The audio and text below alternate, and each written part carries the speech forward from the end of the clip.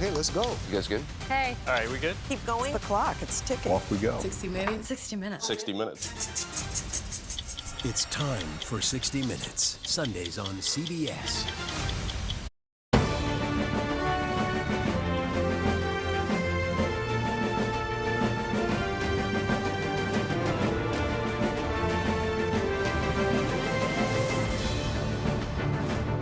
That are said on that debate stage are going to impact your retirement. They're going to impact your kids' education. They're going to impact infrastructure. Kamala Harris's policies are a disaster, ladies and gentlemen, not just for truckers, but for everybody who relies on them, which is everybody. Because you're just donating money to them and then saying there's going to be a ceasefire. So it just kind of confuses us and puts us right in the middle. Hello, I'm Robert Costa in Washington. Welcome to America Decides. Vice President Kamala Harris and her running mate Governor Tim Walz hitting the campaign trail in Georgia today.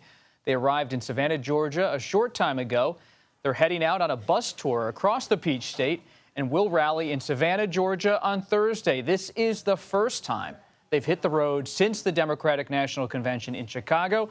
And on the Republican side, former President Donald Trump's campaign is facing some controversy. Arlington National Cemetery now says that two members of Trump's campaign were involved in an altercation while the former president participated in a ceremony there on Monday. Let's start with our Nancy Cordes, who is following the Harris campaign down in Georgia. Nancy, great to see you. I can't imagine how hot it is down there. How hot's the political scene? Well, it's definitely heating up, Bob, and I'll tell you why. It's because just about a month and a half ago, our CBS News poll, other polls showed that President Biden, when he was still in this race, was trailing Donald Trump pretty significantly in this state, despite the fact that Biden won this state back in 2020. But now, according to our latest Battleground tracker, Vice President Harris, who is at the top of the ticket, is actually neck and neck with Donald Trump. So the Harris campaign feels that this state is very much up for grabs. Both she and her vice presidential running mate, Governor Tim Walz, arrived here in Georgia this afternoon. They're going to be hitting this, various stops around southeastern Georgia for the next 2 days on a bus tour culminating here in Savannah with a rally, by the way, which had to be rescheduled from a few weeks ago. They were planning to do it right after announcing Walz as Harris's running mate, but they had to postpone it because of Hurricane Debbie that was lashing the state at that time. And so this is kind of a do-over. Beyond the stump speeches and the bus tour, what are you hearing from the Harris campaign about the message they're starting to push on advertising in particular? Well, they've got a new ad out today, Bob, that is all about Project 2025. They continue to hammer Trump over this massive 900-page blueprint that basically is a very conservative vision for the next Republican president of the United States. Trump has disavowed it. He says he had nothing to do with it. He didn't craft it, but the people who did craft it worked in his administration, and a lot of the policies they put forward in Project 2025 mirror policies from his first administration or mirror policies that he has put forward as part of this campaign. So it's been difficult for him to distance himself from Project 2025, and the Harris campaign is going to make sure that it stays a subject of conversation between now and Election Day. They have noticed that it really resonates with their base voters in particular, and their new ad basically lays out a number of the more controversial things that Project 2025 would do, like downsizing the education department, cutting funding for K through 12 schools, new policies regarding abortion. And they are arguing that not only does Trump know about this plan, but that he is intimately involved with it. For those of us, for those watching and joining us today, let's show you a snippet of this ad, and you can judge for yourself whether it's effective.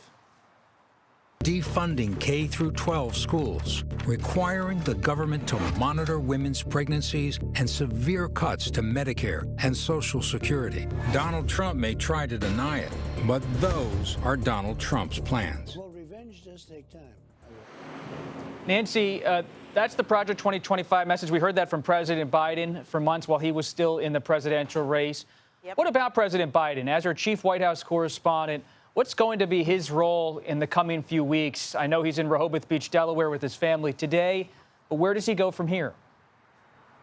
Right, he's been keeping a very low profile. He's been on vacation in Rehoboth Beach all week. Before that, he was on vacation in California. He does say that he's going to continue to hit the trail with Vice President Harris, with Tim Walz. I'm sure we will see him from time to time, particularly in Pennsylvania. As you know, he claims Pennsylvania as his home state in a way, next to his beloved Delaware, because he grew up there.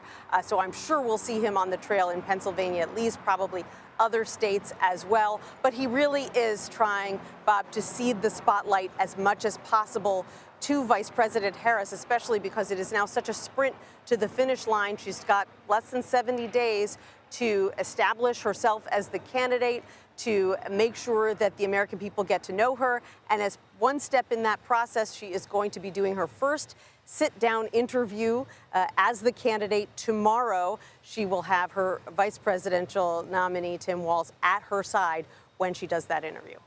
That's right. Our friend Dana Bash over there will conduct that interview. Nancy, I hope you get a chance to enjoy Savannah. Thanks for joining us. Thank you, Bob. Now to the latest developments on that alleged altercation between Arlington National Cemetery staff and members of the Trump campaign. For more, we're joined now by CBS News Pentagon reporter and producer Ellie Watson. Ellie, great to have you here on America Decides. So you cover the Pentagon so closely. They help oversee Arlington National Cemetery, such a sacred spot in this country.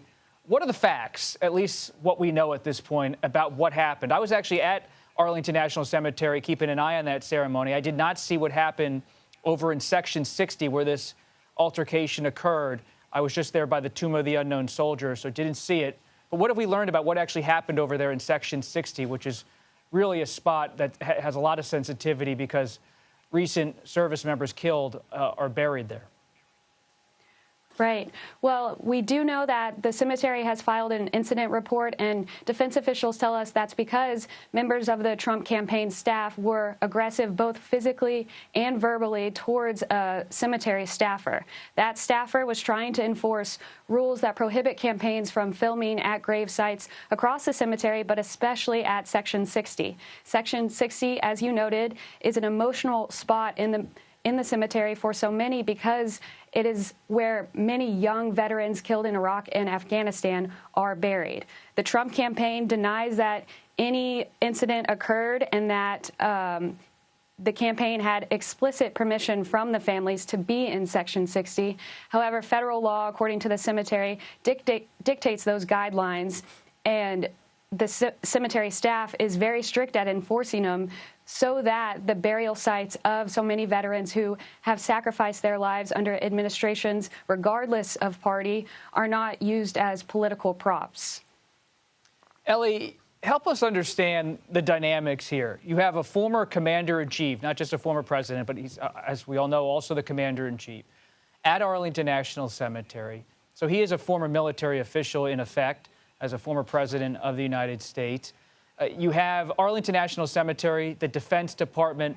How is something like this adjudicated inside of the federal government, inside the Pentagon, if at all? We do know that that incident report has been filed. The cemetery says they're not going to release any more information because they do want to protect the identity of the individual involved. But you can be sure that many news organizations will request that incident report from the Pentagon, from the local police departments through the Freedom of Information Act. Ellie, you're busy covering the Pentagon. Other colleagues of ours are busy covering the political scene. And Senator J.D. Vance, former President Trump's running mate, has weighed in on this altercation today. Let's listen. I think, first of all, the altercation at Arlington Cemetery is the media creating a story where I really don't think that there is one. There is verifiable evidence.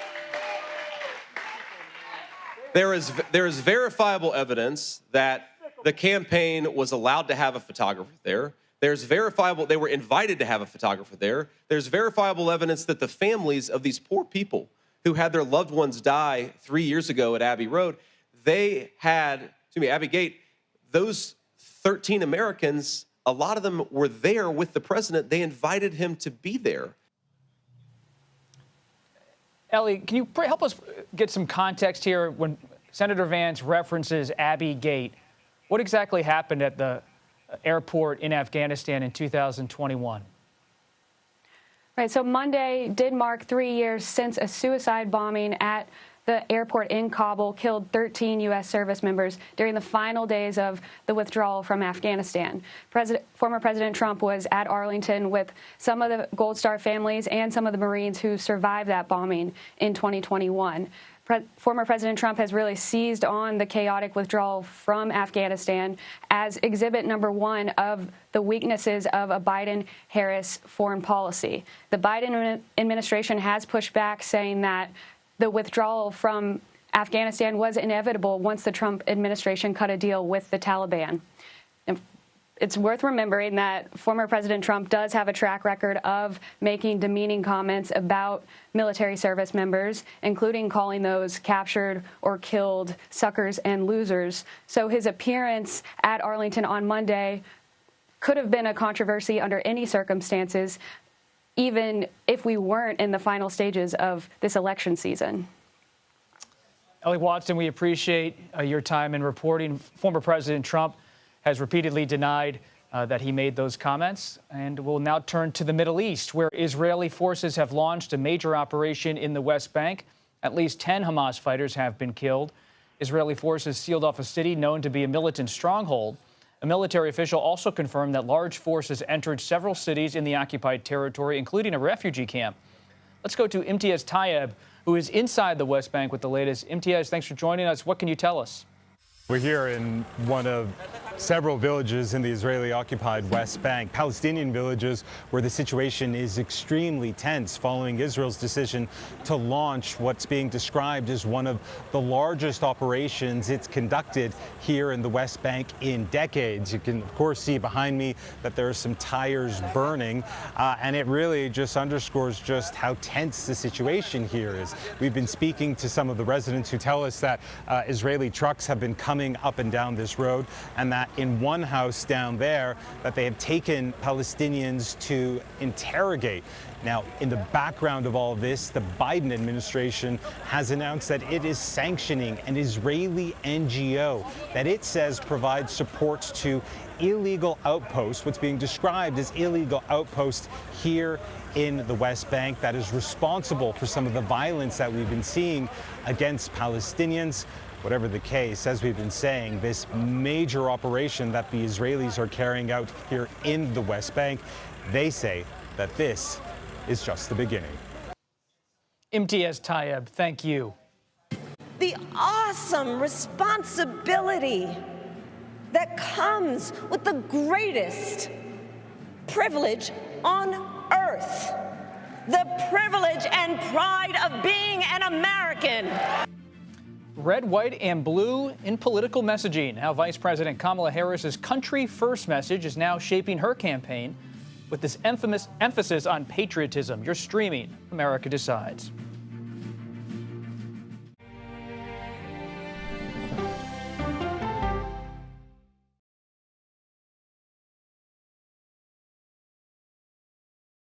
These are the stories 1, 2, 3, go! Of we the people. We're trying to generate our own hope. It's a huge deal. I'm enabling them to feel valued. Eye on America. Weeknights on the CBS Evening News with Norah O'Donnell.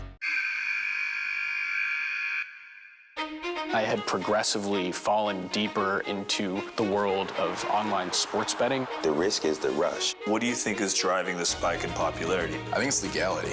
If it's legal, I'm going to use it. There are ways to bet when you are 18. We've created an epidemic of child gambling. You can't walk into a male dormitory in a college campus without sports betting happening. It's America's most neglected problem. I used sports betting as a way to escape, when in reality, I'm choosing self-destruction. Whatever I had left, it was gone. The purpose of the industry is to get you to play to extinction. And that means until all your money is gone.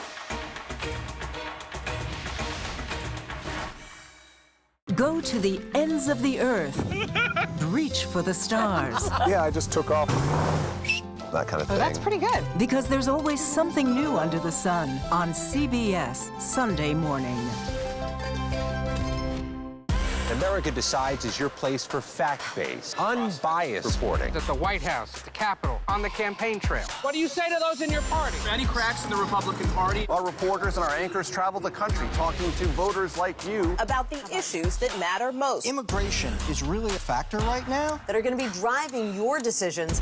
What would you say to those who say, look, that's just democracy at work? Listening to you and bringing your voice into our coverage. I want a strong, proud America. Is democracy on the ballot in 2024? Let us help you decide. America Decides. Stream our expanded one-hour program Monday through Thursday at 5 p.m. Eastern. Exclusively on CBS News 24/7, the streaming home of CBS News. People with developmental disabilities were once sequestered by the hundreds of thousands in institutions. Many of our fellow citizens are suffering tremendously because lack of attention, lack of imagination, lack of adequate manpower. Disability activists have since torn down barriers blocking them from living at home or in the community. We conclude that Title II of the ADA requires states to provide community-based treatment for persons with mental disabilities. But of the 16,000 people who remain in state-operated institutions, half are in 5 states, and Illinois is one of them. I don't want to live in the institution. It makes me feel discriminated against.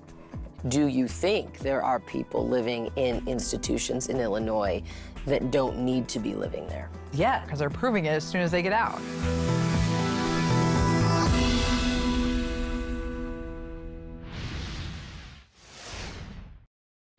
Fellow Americans, I love our country with all my heart. Everywhere I go, in everyone I meet, I see a nation that is ready to move forward. As you just heard, Vice President Kamala Harris focusing on patriotism as she makes her introduction to the country at the Democratic National Convention and in the days since. Joining us now is Peter Hamby, great journalist and the founding partner at Puck. He's also the host of Snapchat's Good Luck America. Peter, you've covered campaigns for a long time, and you have a good ear. What do you hear when you hear her going down this path rhetorically? Bob, thanks for having me. Good to see you last week in Chicago as well. What I hear is in keeping with some of what you were just talking about in the first segment of the show, which is Kamala Harris leaning into her weaknesses, trying to turn them on their head and turn them into a strength for her campaign.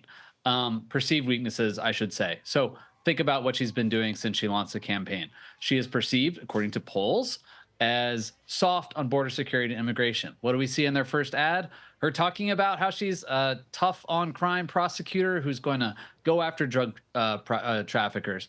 There are perceptions in polls that she is too liberal. Republicans would call her a Bay Area socialist. So she completely disavows, co-sponsoring a Medicare for All bill in Congress and the Senate with Bernie Sanders. And with this messaging, I don't think anyone thinks that Kamala Harris isn't a patriot, but Democrats have always, suffered, at least in polling, against Republicans as being seen as the party that isn't as patriotic. They aren't the party that supports a strong national defense. Republicans are the party that traditionally wraps themselves in the American flag. They are the party of Ronald Reagan and his shining city on a hill.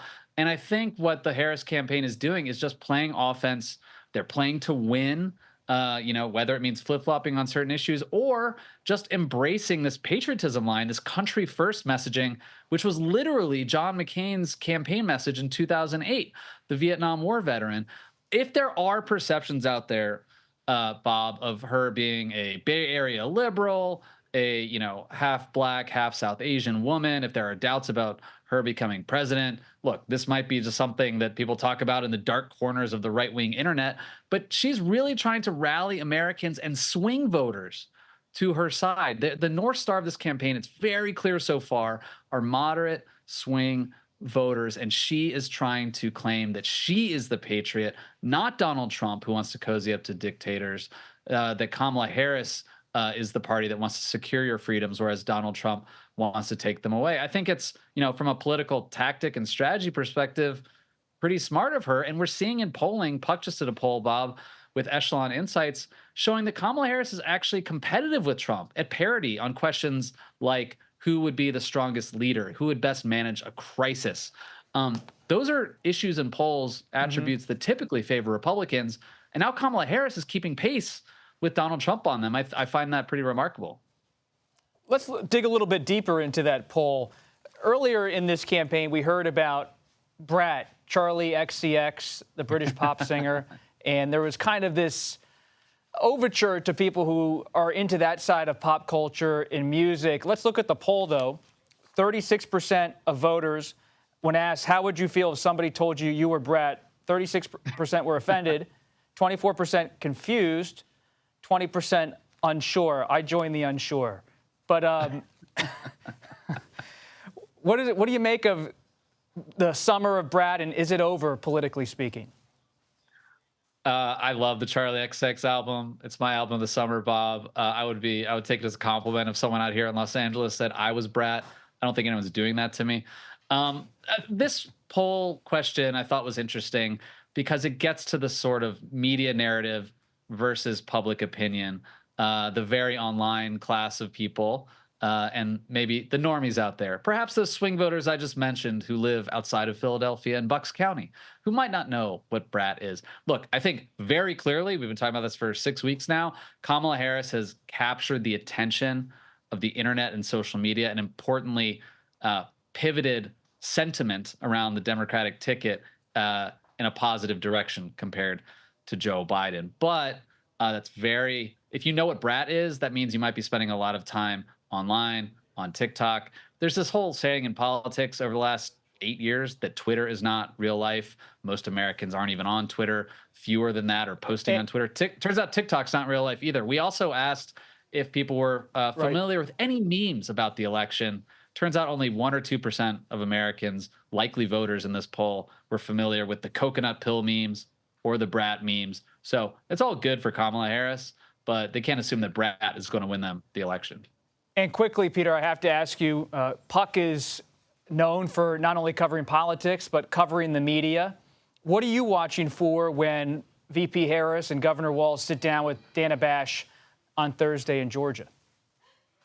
I love Dana Bash, great journalist, mentor of mine from my days at CNN. I think what I'm interested to see, actually, are not the very tight questions about specifics. In the past, where Kamala Harris has stumbled, actually, it's on very open-ended questions. How do you feel about X? How do you feel about Y? That was the case back in 2019 and 2020, at least. I interviewed her in March, Bob. I thought she was actually greatly improved from the last time she did a lot of media interviews back in a campaign context in 2020. So I think we'll see some of those questions from Dana. I'm also interested to see if she stumbles, does she just throw it to Tim Walz? Like, having the two of them in an interview setting is an advantage for both Harris and Walz because they can play off each other rather than a one-to-one setting between Dana and one of the candidates. So we'll see if Kamala Harris does any solo interviews after this one. Peter Hamby, always great to see you. Thanks for stopping by. Thanks, Bob. And we're seeing for the first time newly released video from the January 6th assault on the Capitol. The in-the-moment comments from then Speaker Nancy Pelosi. That's coming up next. You're streaming America Decides.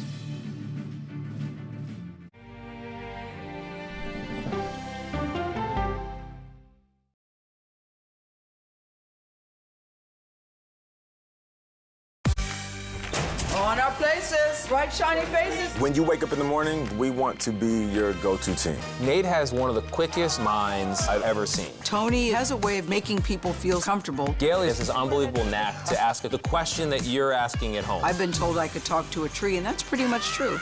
I don't go to work in the morning. I go for coffee with my two good friends, and we talk about the world. Your morning routine just got better. CBS Mornings, weekdays at 7. It didn't seem like anything could happen, because nothing ever happens in East Palestine, but it did. Authorities released toxic fumes from 5 derailed train cars. Resident, please evacuate. Acute bronchitis due to chemical fumes. Did you ever have these problems before the derailment? No, ma'am. This neighborhood's not safe no more. We can assure the community that there's not vinyl chloride entering their communities. Then why are there so many people feeling these various symptoms of bloody noses or difficulty breathing, bronchitis? That's a hard question to answer. We're talking about one of the most blatant releases of a mixture of some of the most toxic chemicals that we've seen in America. I feel like now I have a duty to warn other communities. If my daughter has to watch me die of cancer, at least it saves someone else.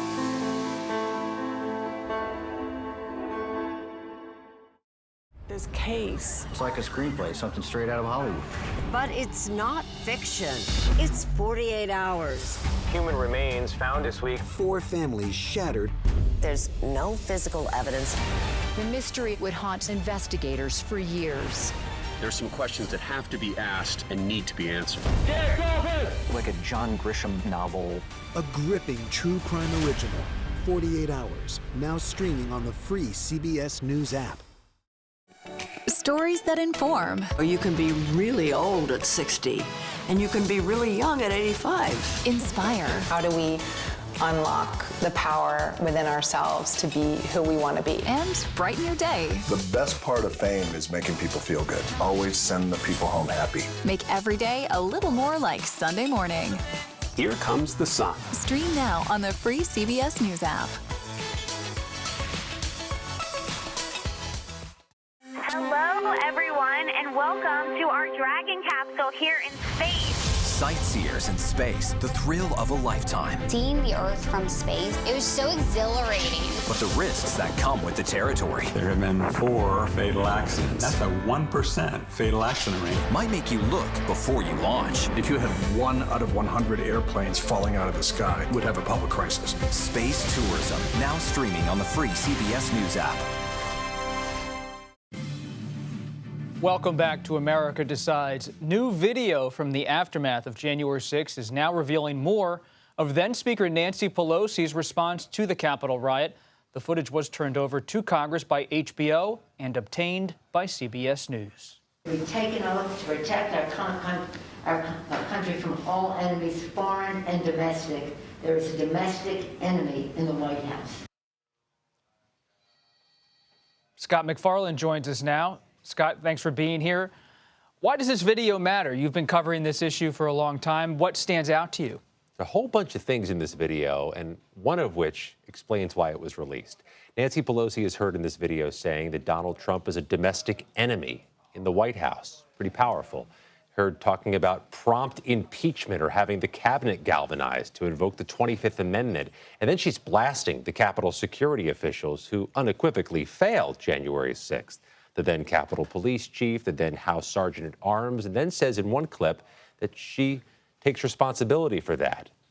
And there it is. That's why this has been released, not just by congressional Republicans, but preemptively by congressional Democrats.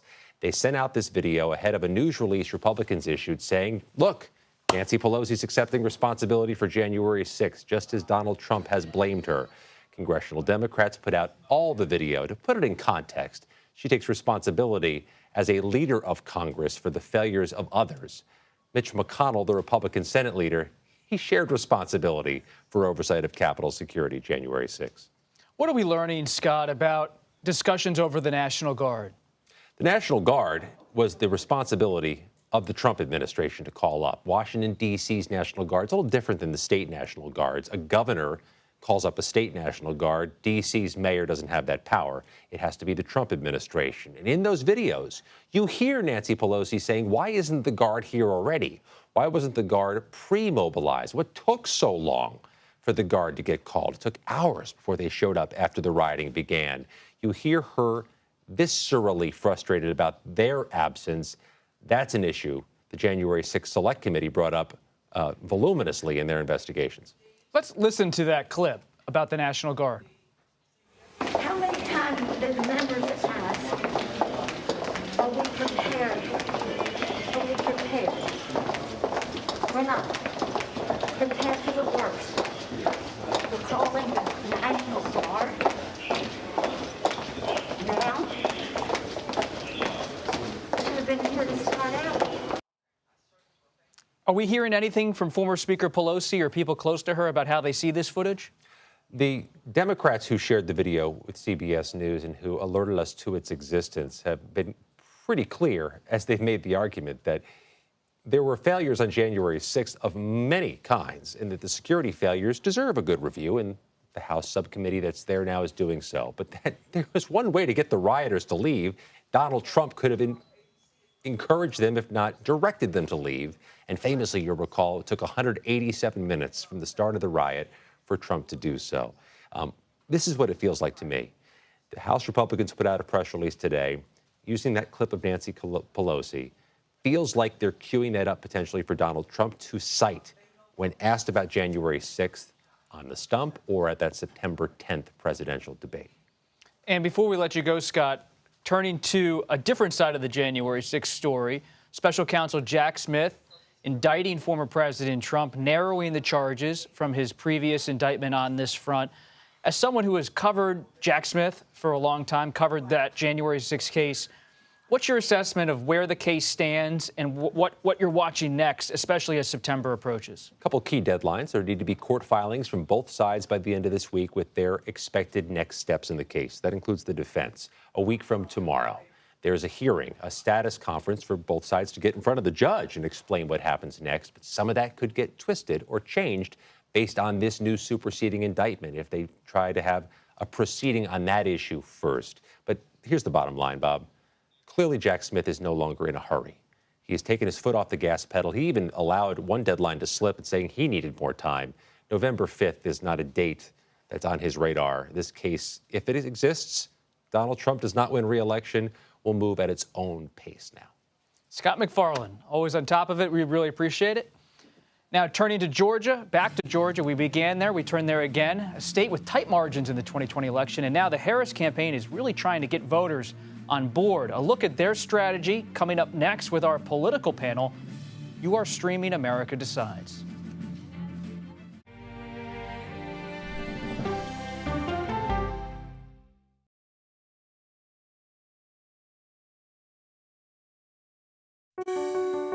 Washington is the seat of power. National security, foreign policy, global economics, every story comes through Washington in some way.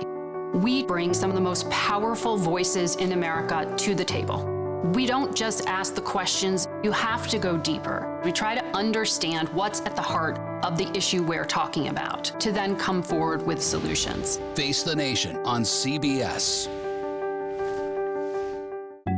The justices ruled that Harvard and the University of North Carolina violated the Constitution. In the aftermath of the Supreme Court decision to end affirmative action in college admissions, uncertainty sets in for some students of color. Affirmative action really gave us an equal opportunity. CBS Reports explores the historic decision and what it means for those chasing an opportunity to change their lives. I knew that college was the ticket to break this cycle. The end of affirmative action, now streaming on the free CBS News app. America Decides is your place for fact-based, unbiased reporting. At the White House, at the Capitol, on the campaign trail. What do you say to those in your party? Any cracks in the Republican Party? Our reporters and our anchors travel the country talking to voters like you about the issues that matter most. Immigration is really a factor right now that are going to be driving your decisions. What would you say to those who say, look, that's just democracy at work? Listening to you and bringing your voice into our coverage. I want a strong, proud America. Is democracy on the ballot in 2024? Let us help you decide. America Decides on CBS News 24/7. Stream our expanded one-hour program Monday through Thursday at 5 p.m. Eastern. An original documentary from CBS Reports. AI is among the most world-changing technologies ever. Curing diseases, scientific breakthroughs, making lives better. They can help us with medical discoveries, scientific discoveries, doing better agriculture, having cures for things like Alzheimer's. It's also going to really transform the way we work. The uplifting potential of artificial intelligence is limitless. It gives you a friend, somebody to chat with 24/7 that is non-judgmental. He makes me feel loved and desired. And so are its downfalls. The problem with all this AI is that it's unpredictable and uncontrollable. The choices we make now will have lasting effects for decades, maybe even centuries. The ChatGPT revolution, now streaming on the free CBS News app. We are about to see American weapons in the hands of Mexican cartels. A gun pipeline to Mexico. We are arming the cartels. 100%, no doubt about it. Happening right under our noses. Who's doing something about this? Nobody. A CBS Reports exclusive. Most Americans have no idea that we are effectively arming the enemy next door. This is the story the American people need to know. Arming cartels. Now streaming on the free CBS News app. Vice President Kamala Harris and Governor Tim Walz hitting the road today for a two-day bus tour in the battleground state of Georgia. We're joined now by Leslie Sanchez and Chuck Rocha. Leslie is a CBS News political analyst and a Republican strategist. Chuck is the founder and president of Solidarity Strategies. He's also a Democratic strategist who previously served as a senior advisor for Senator Bernie Sanders and his presidential campaigns in 2016 and 2020. Great to have both of you here. Let's look at some of the polling. You look in Georgia right now. It's a tight race, 49%, 49%, based on CBS News' latest estimate, and among likely voters. And we can bring that up on screen. We can show you that. And then among Hispanic voters, this is what we're seeing nationally.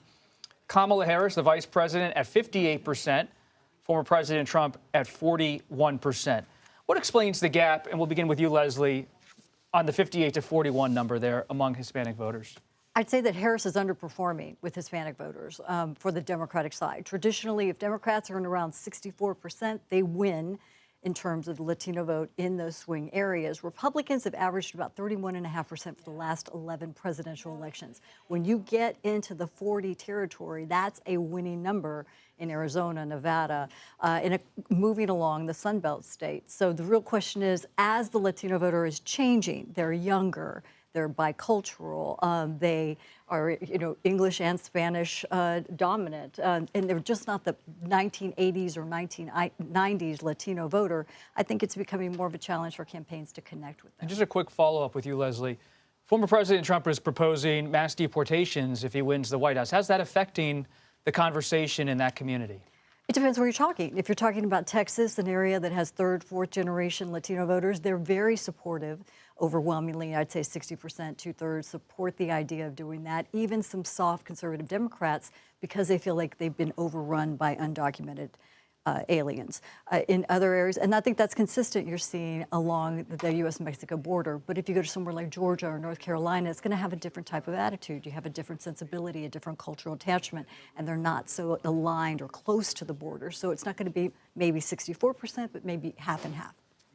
Chuck, at the Democratic National Convention, Vice President Harris, and in some of her advertising too, has talked about being someone who was tough on border policy when she was in California as the Attorney General, as a prosecutor.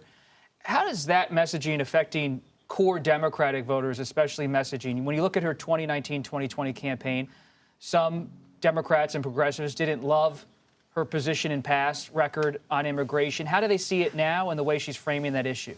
I think there's a reason why you've seen the numbers move to the positive to where they were compared to where Joe Biden was. This election is not going to be a national election. We look at national polls to get theories and to see what trend lines are doing. You cover that. I've covered that. But the real election is going to come down to just 7 states. And in those states, 85% of the people have already made up their mind. So she's talking to just that small sliver of people in the middle who do think 2 things. They think there should be a pathway to citizenship, but they also believe we should have a secure border. And I think she's trying to walk that line. You saw it at the convention. You see it in Senate races like Ruben Gallego. You're going to see that as a common thread with Latinos and with Democrats trying to get to that persuadable universe of voters. Just real quick with Chuck, you mentioned Ruben Gallego, his Senate race in Arizona.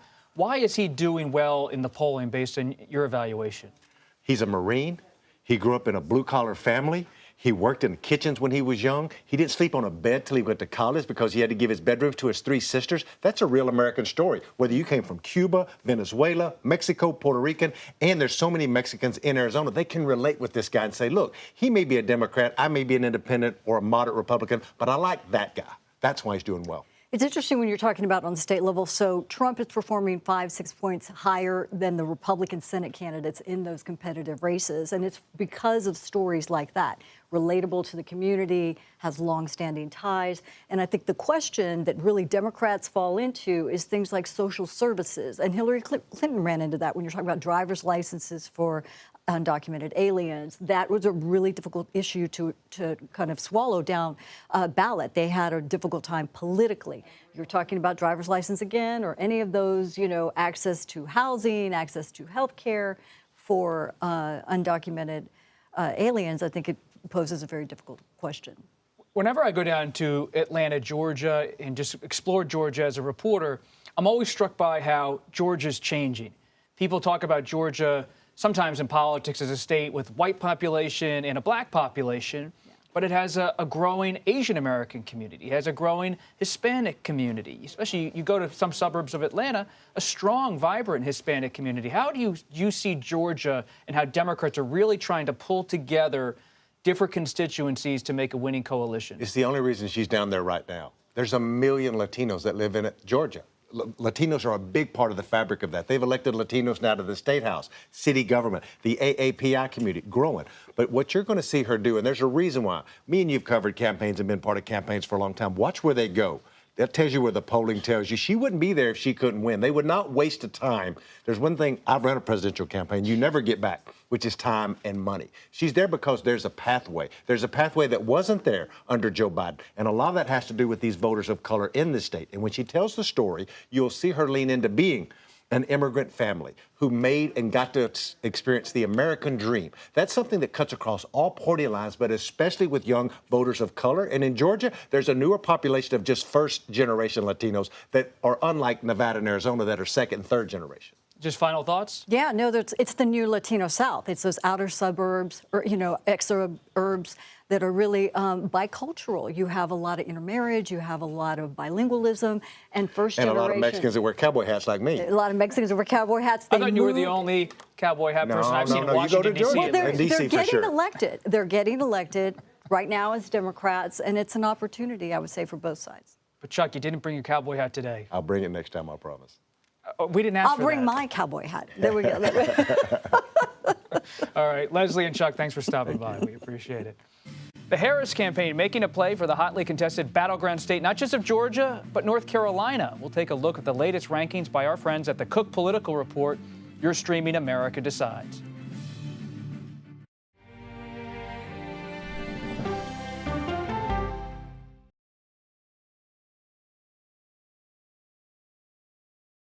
Go to the ends of the earth. Right now. We got something crazy. And reach for the stars. Here we are. Time. Yes, it's my comeback. Hey, this is pretty fun. But wait, there's more. Experience thought-provoking. Welcome to the idea of being a human being. Innovative and truly original reporting. Look through a telescope and go, wow. Because there's always something new under the sun on CBS Sunday morning. At this moment, terrorists could be plotting another attack. 9/11 triggered a counter-terrorist system that included a secret database. This person needs a closer look. A growing list of nearly 2 million people, including some Americans who say they're innocent. For a 1-hour flight, I have to spend 6 hours to go and come back. CBS Reports explores the system, the people responsible for it, and those pushing for change. I'm not fighting against them. I'm fighting for them to do the right thing. The Watch List, now streaming on the free CBS News app. Don't miss true crime anytime you want, anywhere you go. With the 48 Hours podcast. Real crimes, real lives, real justice. There's some questions that have to be asked and need to be answered. Listen to 48 Hours on Apple Podcasts. An original documentary from CBS Reports. Imagine yourself in Manhattan with no police, no army, no mayor. The people of Haiti stare down poverty, corruption, natural disasters, and violence. 90% of the guns that are used by gangs in Haiti are American guns. But with an unbreakable spirit and eternal optimism. There are days where I cry, but we can't be discouraged. We still believe in Haiti. They're still able to look ahead with hope. Haiti is on the brink of transformation, a radical shift. Nations are coming together and saying things must change. Fighting for Haiti, now streaming on the free CBS News app. Hey there, welcome to The Uplift. I thought she was a groom, and I stepped back and I went, oh, you're the queen. She's going to be with me every instant that I'm alive. I just wanted to see if you'd go to Disneyland with me today. I look over at him and he's smiling. I'm going to remember that the rest of my life. They told us when he was going to be born, he was only going to live for 30 minutes. It's really a miracle that he's with us today. The Uplift. Stream now on the free CBS News app. When you wake up in the morning, we want to be your go-to team. On our places, bright, shiny faces. I don't go to work in the morning. I go for coffee with my two good friends, and we talk about the world. Your morning routine just got better. CBS Mornings. A CBS News investigation. People looking for love, finding their life savings gone. This could happen to anybody. And sometimes losing their lives. Anything for love. Now streaming on the free CBS News app. A nonpartisan political analysis of the 2024 election finds support for Vice President Harris growing across the United States. The Cook Political Report with Amy Walter has shifted both Minnesota and New Hampshire from leaning Democrat to likely Democrat in the presidential race. The battleground state of North Carolina has also moved from leaning Republican to toss-up. Jessica Taylor is here to further discuss all of this. She is the Senate and Governor's editor for the Cook Political Report with Amy Walter. Great to have you here, Jessica. Let's look at this Cook map. Let's begin with that and bring it up, if you don't mind. 3 states are now shifting towards Vice President Harris based on your analysis. What are you seeing in Minnesota, in North Carolina, and New Hampshire? So Minnesota and New Hampshire were states that sort of after Biden's collapse and that Democrats were newly worried about and that the Trump campaign had sort of identified as those expansion states. I think clearly with the shift we've seen in the past 5 weeks that the Trump campaign is focusing on these sort of 7 core battlegrounds. And so we shifted those ratings back toward Democrats. But I think the biggest one is that North Carolina, which the Biden campaign had talked about sort of wanting to put it sort of in the competitive ethos and things, but really it's taken Harris to really make this a battleground. And so we've seen significant shifts, I think, with enthusiasm among black voters, among younger voters. And the polls that we have seen show this very much to be a toss-up contest. And so you can, and you were talking about, I know with Alaska, it's like, just look where they're going. Harris was in North Carolina the Friday before the convention. Trump has just been there. They're heading back there frequently. So I think you can see the Trump campaign shifting more money toward ad reservations there. So I think it is certainly competitive. And, you know, at the DNC last week, I heard Governor Roy Cooper talk many times. He kept repeating, which a lot of Democrats did, but like in North Carolina specifically, he said it feels like 2008 again, which is, of course, the last time that a Democrat won it, Barack Obama. It was so telling to see Governor Cooper be the last person to be on the convention stage before Vice President Harris came out. There was no secret guest. There was no special performance. There was just North Carolina's governor. That was a political tell. I briefly thought that Roy Cooper might introduce Beyonce, but clearly that didn't happen. But I think it showed just how important this is. And, you know, Cooper was in the vice presidential mix. He took himself out, but I think he's someone that's sort of been He's had the secret sauce to win 2 gubernatorial elections there, even as Trump carried the state both times. And I think he's, you know, they're both former attorney generals. So I think that just underscored how serious that the Harris campaign really believes that the state is in play. For people who don't follow Governor Cooper closely, what is the secret sauce in your view? What has he done to win in North Carolina, even though it's been a tough state for Democrats? He's been able to have an appeal in the rural areas, and I think he's been able to sort of energize black voters as well. You know, when we're looking at sort of the new battleground map, I think after Harris, you know, in the past few recent weeks, we also moved Arizona, Georgia, and Nevada that had been in our lean Republican column back to toss-up. I think North Carolina is, you know, a geographical proximity. It kind of gets compared, both in the South, it gets compared to Georgia. North Carolina is a little more difficult because it does have a lower African-American population and it has more rural whites. I think Cooper is someone that's been able to speak to those rural whites on issues. You know, he's been stalwartly pro-choice, but he's pushed for Medicaid expansion.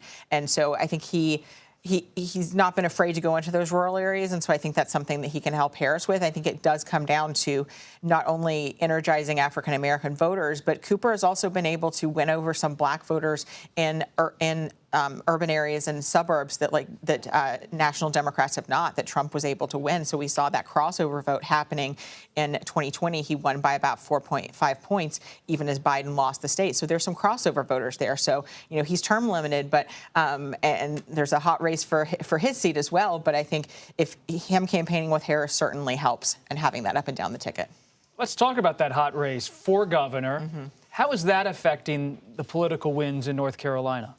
This race is one that Democrats are defending with Cooper there, but North Carolina voters have split their ticket on governor, and I think fundamentally voters do look at a race for governor differently than a race for a federal office such as president or Senate. And in fact, in the past century, there have only been 3 Republican governors.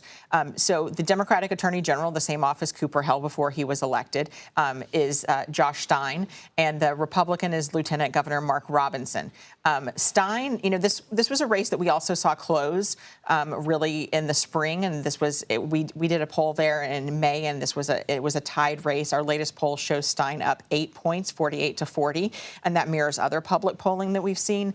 Robinson is someone who's certainly a controversial figure. He sort of rose up in the MAGA rise in the state. He had this viral speech to the Greensboro School Board and was really a surprise in the lieutenant governor's primary and winning that race. But I think a lot of voters don't pay attention to some of those down ballot constitutional races. He said a lot of controversial things about women, about LGBTQ individuals, and so we're seeing Stein has been able to really make an issue of that, particularly on abortion, where Robinson is now trying to defend his position. In fact, his latest ad had his wife trying to soften his image. Jessica Taylor, great analysis. Thanks for being here. The University of Michigan's home opener is this weekend. But how do voters in the Wolverine State feel about the state of play in the presidential race? We're listening to them. That's coming up next.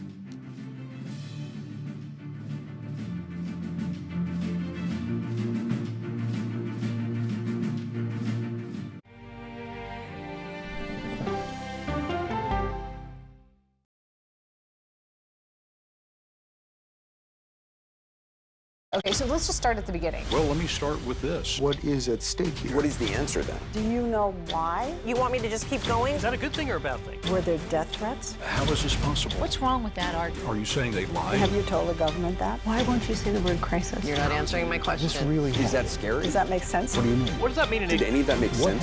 What's your response? What happened? Why? It's time for the CBS News Original 60 Minutes, Sunday on CBS and streaming on Paramount+. There is no more room in our city.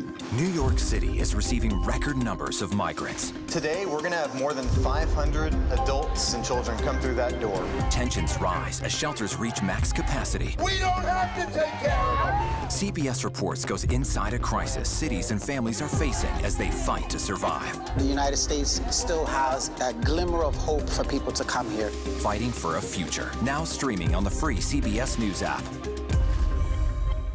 An original documentary from CBS Reports. Since you started La Soup in 2014, do you have any sense as to how much food you've rescued from the landfill? We've rescued 4.5 million pounds. I can't even fathom how much food that is. And that's one little person in one little city in America. We're going to call this chicken piccata. We did 450 of these meals today. This is the exact dish that you and I are going to have. Yep. Oh, my God. Is it good? Mm-hmm. Having a plan of how to keep people fed should be in every single city. So if we eliminated food waste, could we eliminate hunger? Yes. Eating Trash, now streaming on the free CBS News app. America Decides is your place for fact-based, unbiased reporting. At the White House, at the Capitol, on the campaign trail. What do you say to those in your party? Any cracks in the Republican Party? Our reporters and our anchors travel the country talking to voters like you about the issues that matter most. Immigration is really a factor right now that are going to be driving your decisions. What would you say to those who say, look, that's just democracy at work? Listening to you and bringing your voice into our coverage. I want a strong, proud America. Is democracy on the ballot in 2024? Let us help you decide. America Decides on CBS News 24/7. Stream our expanded one-hour program Monday through Thursday at 5 p.m. Eastern. When people say who's first to get in the morning, that would be me. Morning news matters because it sets the tone for your day, and it's a way of getting you started. Day to day, that first draft of history, it happens right here. We're going to uplift you. We're going to send you out your way. We take you places, we teach you new things, and we make you feel like, it's not all bad. People say to me, you always seem to be having a good time. And you know what? You're right. Your morning routine just got better. CBS Mornings, weekdays at 7. So college football is top of mind in Michigan right now. The Wolverines are kicking off their season on Saturday. I'm rooting for Notre Dame this season, but people in Michigan rooting for Michigan State, Michigan Wolverines, and voters there are also taking some time, at least this summer, to weigh in on the state of the presidential race. To talk about that side of Michigan in the industrial Midwest, we have Jake Rosen with us, who is in Ann Arbor, home of the University of Michigan. Jake, great to see you. Looks like you're in a swamp, so we can keep this brief so you can stay safe out there with all the mosquitoes. What are you hearing from the college students you're talking to? Hey, Bob, thank you for having me.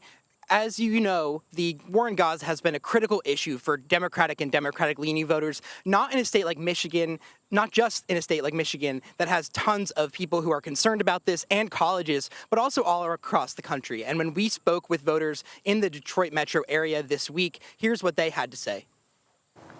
A lot of people have been hurt over the past year in Gaza, and she hasn't done a lot to recognize that. I live in a community filled with a bunch of, Arabs and Muslims, and we all feel the same way because what's happening back in Palestine. We all think we need a ceasefire, and then really, some politics say they're going to help make a change, but we haven't seen anything so far. I think the change in the Democratic presidential candidate is really encouraging. I'm really excited about it. So I'm feeling a lot different about this election than I was a couple weeks ago. And like you heard, Bob, some of those supporters who are likely to lean Democratic are just not satisfied with the position of the Biden and now Harris campaign on those issues. We spoke to another voter, however, who said that the change at the top of the ticket was welcome in order to stop Donald Trump from winning the presidency. I don't want to abstain from voting entirely because if Trump gets elected, then it feels very much like something that I could have had a part in preventing. And so, yeah, I just don't think that I have a choice, really. So, Bob, we'll have to see exactly what happens with these young voters, but a campus like here in Ann Arbor and University of Michigan, Michigan State, and Wayne State University in Detroit are going to be critical. What happens when students return to campus like they did just here this week in terms of protests and how those students activate and vote come November? It's so interesting, Jake. When I talk to people close to the Harris campaign, they're hoping for a ceasefire deal will somehow assure some of those voters you spoke with that Vice President Harris is on the same page with them. They hoped her speech at the convention did some of that. But there is an intriguing part of this conversation about the youth vote that's out there. Robert F. Kennedy Jr., the Trump campaign believes his endorsement is going to be helpful for voters out there, maybe younger voters who feel like they want an outsider to be on top of the ticket. How are you seeing the RFK endorsement playing in Michigan? Well, that's right. Just like you said, the Trump campaign touted Kennedy's support for them and endorsement as a boost to their campaign. But one drawback to that here and in neighboring Wisconsin is that it is too late for RFK to get off the ballot here. So even those people who are on the fence or were supporting him can still cast a protest vote. Now, listen to one supporter who said that he was going to switch to support Donald Trump instead of supporting Robert F. Kennedy. He's supporting Trump, so it's like I'm going to have to, go with Trump, I guess. And when asked why exactly he was going to switch his support, here's what that voter had to say. I just gravitate towards Trump a little more. I don't know why. It's just like an energy thing, Sure. Yeah. He's very confident, right? Very confident. And as we know, this is a critical part of the population that Donald Trump is aiming to court. Those people who are not trustful of the government, maybe because of COVID, maybe because of other issues. But the Harris campaign, as you pointed out earlier, in contrast to the Trump campaign, says that the RFK endorsement will not make a difference in these states. However, I think in a state like Michigan and Wisconsin, it's certainly notable that it is too late for RFK to get his name off the ballot. And Jake, it is notable that the Harris campaign made their own statement reaching out to RFK Jr.'s supporters in the wake of him deciding to make this endorsement. We'll see what happens. Jake Rosen on the ground in Michigan. We appreciate you and your reporting. And finally tonight, a snapshot of a past social media sensation. On August 28, 2014, then President Obama addressed the nation while wearing a tan suit. Obama's style choice created an intense debate online about what presidents should wear in the summer. Obama that day updated the public on several pressing matters, including the fight against ISIS. As Commander-in-Chief, I will always do what is necessary to protect the American people and defend against evolving threats to our homeland. We've seen the tan suit in some social media memes ever since. It was even mentioned in Obama's final press conference as president. I was sorely tempted to wear a tan suit today for my last press conference, but Michelle, whose fashion sense is a little better than mine, tells me that's not appropriate in January. Some reporters were wondering if he'd show up at the convention in it. He did not.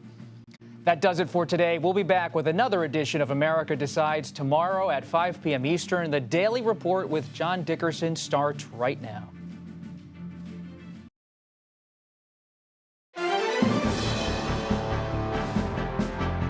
Welcome to the Daily Report for August 28, 2024. I'm John Dickerson. We start again in the Middle East. Bulldozers, helicopters, and armored vehicles rolled into the West Bank along with hundreds of Israeli troops on Wednesday, the most significant raids there in more than a year. We'll have reporting and analysis.